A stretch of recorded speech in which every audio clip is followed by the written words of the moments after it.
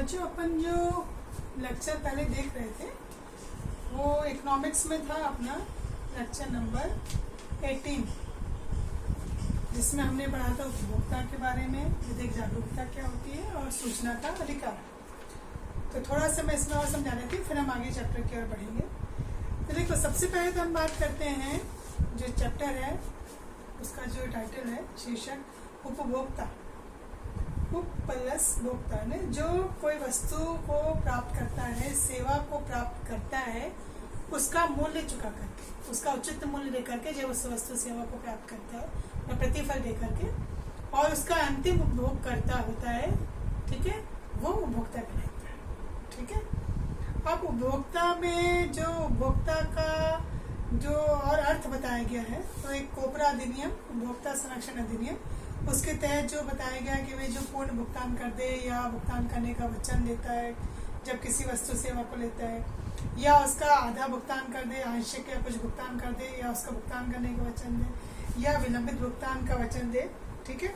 तो ये जो है वो उपभोक्ता कहलाता है। और उपभोक्ता के साथ साथ एक शब्द जो आता है व्यक्ति, तो ये अपने क्वेश्चंस में भी आ रहा है, व्यक्ति से क्या तात्पर्य है। तो व्यक्ति से तात्पर्य है पंजीकृत अपंजीकृत जो संस्थाएं होती हैं, वो संयुक्त हिंदू परिवार जो है वो यहाँ पे देखिए, आपको पूरा जो है व्यक्ति के बारे में दिखाई दिया है। यहाँ पर देखिए, सहकारी संस्थाएं, इसके अलावा जो व्यक्तियों का कोई भी संघ हो, चाहे समितियां हो, चाहे पंजीकृत हो या ना हो, वो भी इसमें शामिल की जाती है। तो यहाँ पे पूछा गया कि उपभोक्ता वस्तु को किस प्रकार प्राप्त करता है। आप कोई चीज लेना चाहते हो बाजार जाकर के, तो कैसे प्राप्त करोगे? उसका मूल्य चुका कर, चाहे वस्तु हो या सेवा हो। फिर हमने देखा था कि जब मुद्रा का जो है अपन कहते हैं कि चलन हुआ, उससे पहले जब मुद्रा का चलन नहीं था तो वस्तु विनिमय होता था। क्यों होता था? क्योंकि आवश्यकताएं तो जन्म से ही शुरू हो जाती हैं। ठीक है।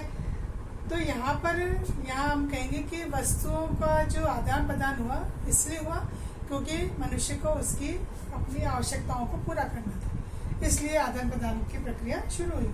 ये व्यक्ति किसे कहा गया, ये भी हम देख ही चुके हैं। और उपभोक्ता जो है उसका जो है दो वर्गों में जो बांटा गया था, एक माल और वस्तु खरीदने वाला और एक सेवाएं लेने वाला।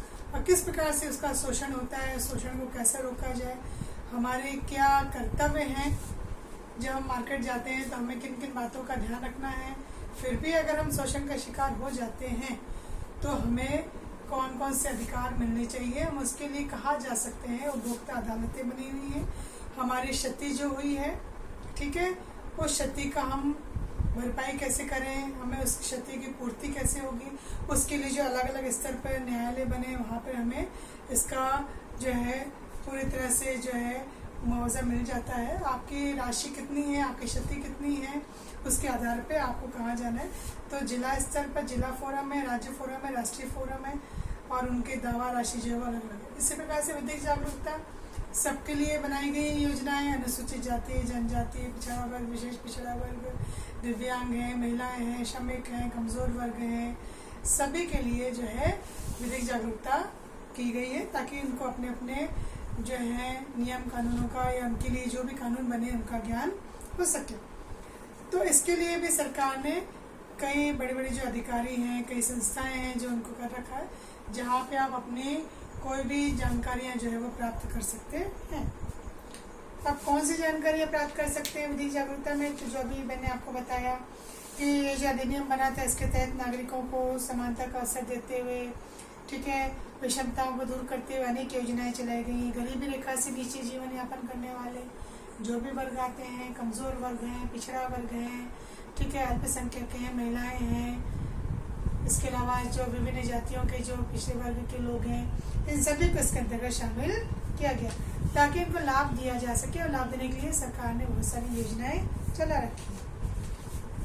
और इसके लिए उन्होंने विशेष प्राधिकरण का भी जो है यहाँ पर स्तर बना रखे हैं। ये आप देखिए, विशेष प्राधिकरण के स्तर यहाँ पर, इसमें राष्ट्रीय स्तर पर, फिर राज्य स्तर पर, जिला स्तर पर और तहसील स्तर पर विशेष प्राधिकरण बनाए गए। और विभिन्न प्रकार की जो योजनाएं हैं वो भी यहाँ पे श्रमिकों के लिए, महिलाओं के लिए, ठीक है, मातृत्व लाभ के लिए योजनाएं बनाई गई हैं। कई सारे अधिनियम है, जैसे बाल विवाह अधिनियम है, नकल विरोधी अधिनियम है, कानून बनाए गए हैं, ये हमने यहाँ पर देखे। फिर इसी प्रकार से जो सूचना का अधिकार है, हमें सरकार से किसी चीज़ की जानकारी चाहिए, सरकार के कामकाज के बारे में जानकारी चाहिए, तो उसका हम वहाँ पर जो है आवेदन करके, और वो जानकारी अगर हमें मिल सकती है, अगर सरकार देती है तो हमें वो जानकारी मिल सकती है, क्योंकि बहुत सारी जानकारियाँ जो नहीं दी जा सकती, जो देश की सुरक्षा के लिए जो है खतरनाक होती हैं, वो अपनी सूचनाएं होती हैं, सुरक्षा संबंधित सूचनाएं हैं, गुप्त सूचनाएं जो होती हैं, वैज्ञानिकों से संबंधित है, विज्ञान से संबंधित है, सेना से संबंधित है, बड़े राजनेताओं से संबंधित है। ऐसी बहुत सारी सूचनाएं जो नहीं दी जा सकती हैं, और जो दी जा सकती हैं उसके लिए वो दस्तावेज दे सकता है, वहाँ जाके नमूने देख सकता है, कार्य की प्रगति देख सकता है, ठीक है, वहाँ पे जो लिस्ट है उनको भी देख सकता है। पर इसके लिए उसको क्या करना होगा, इसके लिए अलग अलग प्रावधान रखे गए हैं कि किस प्रकार की सूचना चाहिए, उसके हिसाब से राशि देनी होगी, फ्लॉपी लेनी है, डिस्क आपको जो उसकी लेनी है, ठीक है, CD बनवानी है, उसके अलग पैसे देने होंगे आपको, फोटो कॉपी करवानी है उसके अलग, अगर वहाँ जाकर के आप कोई दस्तावेज देखना चाहते हैं, कोई नमूना देखना चाहते हैं वहाँ पर, तो उसके लिए आपको घंटे के हिसाब से जो है वहाँ पर पे करना पड़ेगा। ये बहुत सारी चीज़ें जो है वो है, और आवेदन के 30 दिनों के भीतर आप सूचना प्राप्त कर सकते हैं। और व्यक्ति के जीवन स्वतंत्रता के बारे में जानकारी लेना है तो वो भी आपको मिल जाएगी। और अगर सूचना नहीं दी जा सकती है तो उस विभाग को आपको जानकारी देनी होगी कि ये सूचना क्यों नहीं दी जा सकती, और अगर कोई जानबूझ के परेशान करने के से नहीं दे रहा है सूचना तो उसके लिए जुर्माने का प्रावधान भी है। तो ये है, और साथ के साथ आपके पास अपील करने का भी समय होता है कि अगर आपकी सुनवाई नहीं होती है तो आप उसके लिए अपील कहाँ कर सकते हैं, संबंधित व्यक्ति से जो उच्च अधिकारी है वहाँ पर ये सूचना आप दे सकते हैं और अपनी जानकारियाँ वहाँ से ले सकते हैं। तो कानून की बात का प्रसारण, अब ये जो विधिक जागरूकता की हम बात करते हैं तो विधिक जागरूकता उत्पन्न करने के लिए उपाय किए जाते हैं स्कूलों में, महाविद्यालयों में, मोबाइल वैन के द्वारा, ठीक है, फिर कहीं कहीं छोटे छोटे पर्चे, पुस्तिकाएँ छपवा करके जानकारी दी जाती है। कानून की बात का प्रसारण होता है यहाँ पर आकाशवाणी, दूरदर्शन पर, कम्युनिटी रेडियो पर जो है कानून की बात का साप्ताहिक कार्यक्रम है। दूरदर्शन पर, राजस्थान दूरदर्शन पर 7 बजे से 7:30 बजे तक शनिवार को, और रविवार को आकाशवाणी पर 5:45 से लेकर 6 बजे तक जो है कानून की बात का प्रसारण किया जाता है। सूचना का अधिकार देश में कब लागू हुआ? बच्चों, पारित तो हो गया था ये 15 जून को 2005 को, पर पूरे देश में लागू हुआ ये 13 अक्टूबर 2005 को राष्ट्रपति के द्वारा सिग्नेचर होने को। अगर सूचना का अगर 30 दिन पे तो सूचना नहीं मिलती है आपको, तो आप क्या कर सकते हैं, उसके लिए अपील कर सकते हैं उच्च अधिकारी को। फिर बाकी क्वेश्चन में आ रहा है, एक तो 1986 का जो अधिनियम है अपना, उसके अनुसार उपभोक्ता कौन है, तो वो अभी हमने चर्चा की थी कौन उपभोक्ता है, कि शोषण कैसे रोका जाए, तो उसके लिए जो उपभोक्ताओं के कर्तव्य हैं, अपने आप को उनको ध्यान रखना है, ठीक है, और बिल लेना है, इसके अलावा वहाँ पर जाकर के गारंटी वारंटी की, इससे संबंधित बहुत सारी चीज़ें जो हैं उनको अगर वो पूरा करता है तो शोषण से बचा जा सकता है। विधिक जागरूकता की हमने बात कर ली, सरकार क्या कर रही है, इसके लिए कौन से उपाय कर रही है। नकल रोकने का कानून क्या है, ये नकल रोकने का कानून है, इसमें सजा का प्रावधान है और आपका रेस्ट्रिक्शन भी हो सकता है 3 साल के लिए। फिर आपके खिलाफ आपराधिक प्रकरण भी दर्ज किया जा सकता है, मतलब आपको आगे की परीक्षाओं से वंचित किया जा सकता है। फिर नकल रोकने का हो गया। सूचना का अधिकार में नागरिकों को कौन से अधिकार दिए गए हैं, तो अभी हमने अधिकारों की बात की थी कि वो कोई भी दस्तावेज दे सकता है, सूचना प्राप्त कर सकता है, रिकॉर्ड देख सकता है, काम को भी दे सकता है, नमूने देख सकता है, CD या फ्लॉपी भी वह ले सकता है, ठीक है। मजदूरों से संबंधित कोई भी बुक है, उसके संबंधित जो भी रिकॉर्ड है वो भी वहाँ पर जा करके और देख सकता है। और सूचनाएं कैसे प्राप्त की जाती है, तभी हमने बात की थी, कहाँ पर कितना जो है पैसा देना होगा उसको दे करके और आप वो जानकारियाँ ले सकते हैं। और सूचना अधिकारी को प्रावधान जो किया गया, ये सारे सूचना अधिकारी हैं, गाँव में अलग हैं, जिलों में अलग हैं, ठीक है, और जो बड़े जो विभाग होते हैं अलग अलग, वहाँ पर उन सबकी एक जो है स्थिति यहाँ पे दी हुई है, वहाँ पे जा करके और आप अपनी सूचनाओं को प्राप्त कर सकते हैं। तो ये बच्चों हमने देखा था जो लेसन 18 था अपना, जिसमें हमने उपभोक्ता, विधिक जागरूकता और सूचना अधिकारी को पढ़ा। अभी हम थोड़ा सा आगे बढ़ते हैं, थोड़ी सी जानकारी हम देखते हैं। जो लेसन 19 है अपना सड़क सुरक्षा, उसकी शिक्षा के बारे में सभी जानते हैं। सड़क सुरक्षा में क्या होता है, ठीक है। उसमें सुरक्षा के आपको जो है कानून नियम जो बनाए गए वो बताए जाते हैं ताकि दुर्घटनाओं को रोका जा सके। क्योंकि जिस तरह से सड़क दुर्घटनाएं बढ़ती हैं, तो क्यों बढ़ती हैं? क्योंकि लोग क्या करते हैं, लापरवाही करते हैं। वो सड़क के संबंध में जो यातायात के नियम होते हैं उनका पालन नहीं करते हैं। इसमें चाहे वो एक साइकिल चालक ही क्यों ना हो, उसको भी नियम कानून का पालन करना चाहिए। और दोपहिया वाहन चालक हैं या 4 लेन चलाने वाले, 4 जो व्हील वाले हैं, व्हीलर वाले जो हैं, कार या बड़े ट्रक वाले जो हैं, सबको नियम का पालन करना चाहिए, तभी सड़क दुर्घटनाओं को रोका जा सकता है।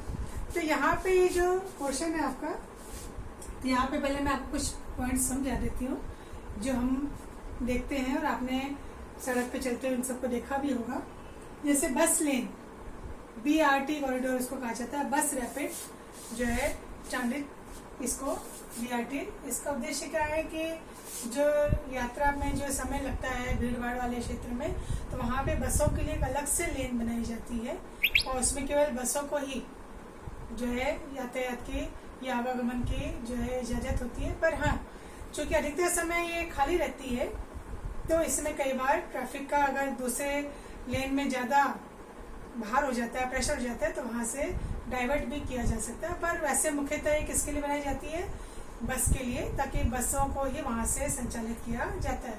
पर कभी कभी अन्य जो व्हीलर्स हैं, जो व्हील हैं, वो जो है वाहन है, उनको भी उसमें भेजा जा सकता है। तो ये BRT कॉरिडोर का उद्देश्य यही है, बस लेन।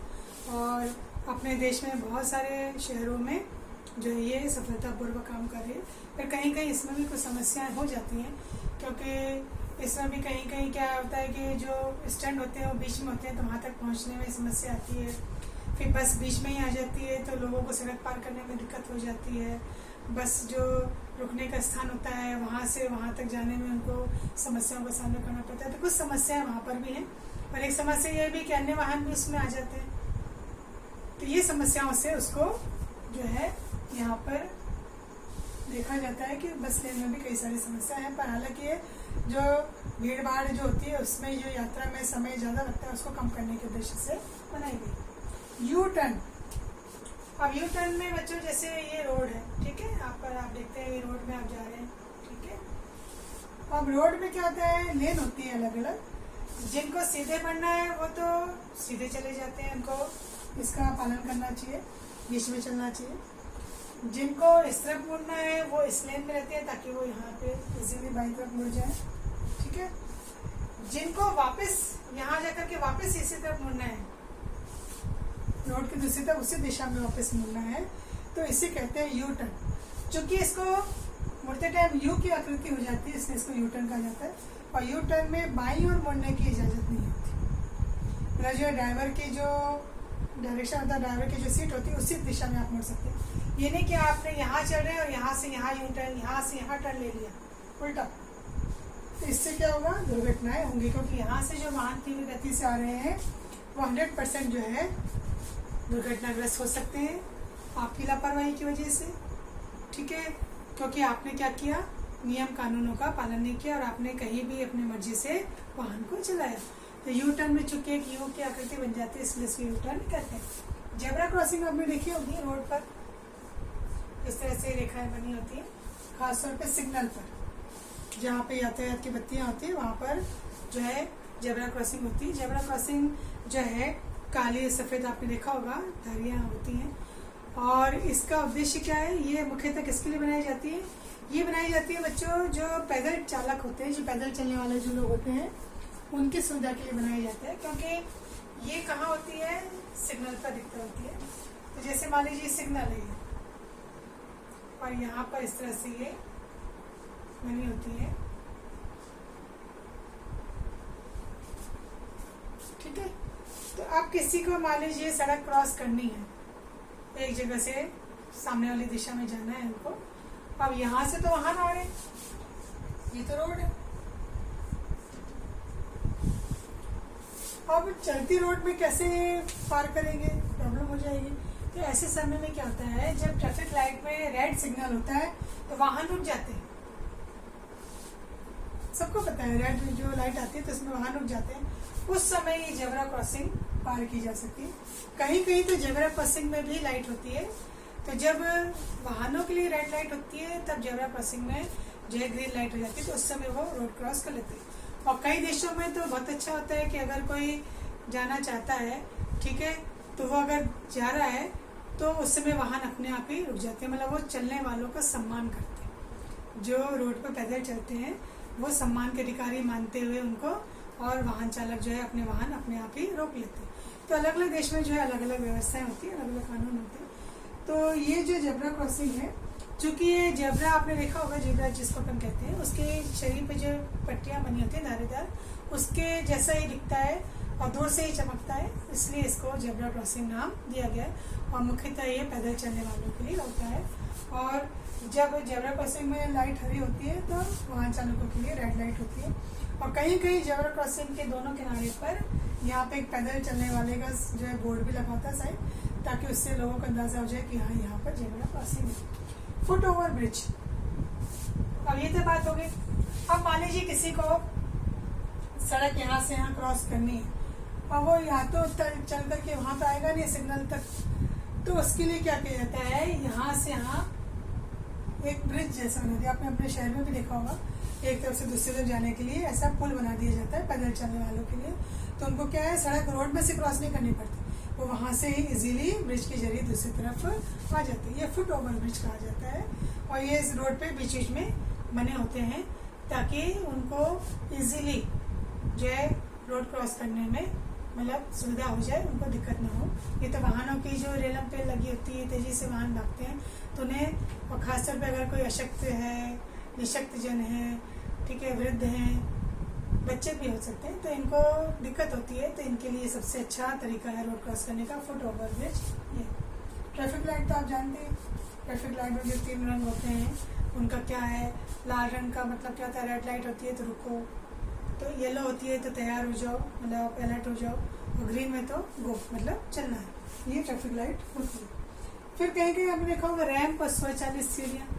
रैंप है ना, आपने अधिकतर देखे होंगे, मॉल में भी होते हैं, हॉस्पिटल्स में होंगे, आपने देखा होगा। स्वचालित है ना भाई, वो जो मशीन से चलने वाली, बिजली से चलने वाली अपने आप जो सीढ़ियाँ, बस खड़े हो जाओ और आप एक्सीलेटर पर ऊपर चले जाते हैं। ये स्वचालित सीढ़ियाँ होती हैं। तो इसके जरिए क्या होता है कि आप अपने खुद भी जा सकते हो, अपना सामान भी ले जा सकते हो। तो इसमें ये वृद्धजनों के लिए, ठीक है, बच्चों के लिए बहुत अच्छी सुविधा है। आप आराम से जो अपना सामान भी ले जा सकते हैं और खुद भी जा सकते हैं।